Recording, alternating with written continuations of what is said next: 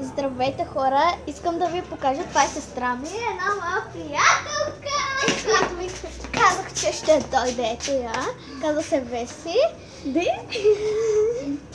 Всеки ден сме заедно на училище. Стига! Това ме Весито. Кажи здравей, моля.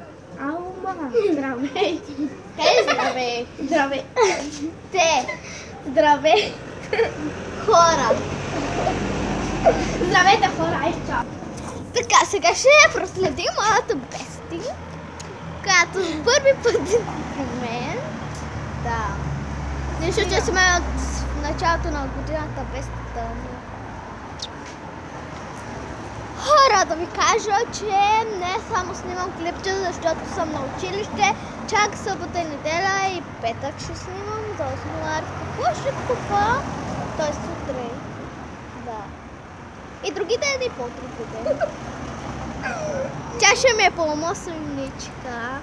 Доносничка. Доносничка. И като играеме федербал, перцето ни падна там горе на покривата ми.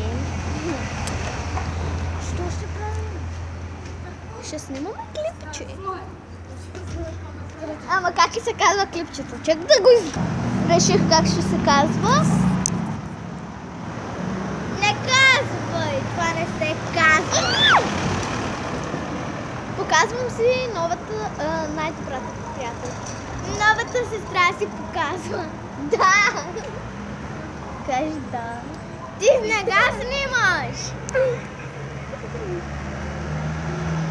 Що си не снимаш? Че не мога обича.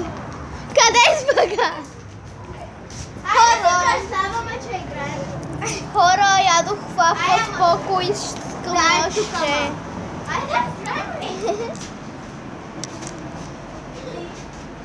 Вижте ги с хартията. Хора, да ви кажа, че моята приятелка Беси е на 9 години и учи в нашия клас.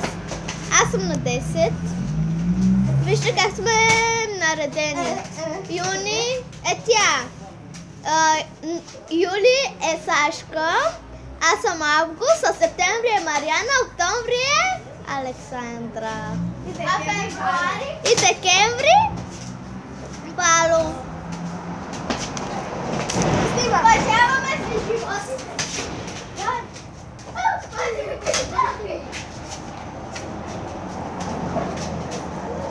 Хора, днеска се отписахме от музиката. Изгледахме буквално много музика.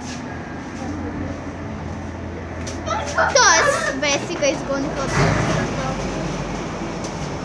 И аз ще се откажа заради нея. Защото ми е Бести. Хора, това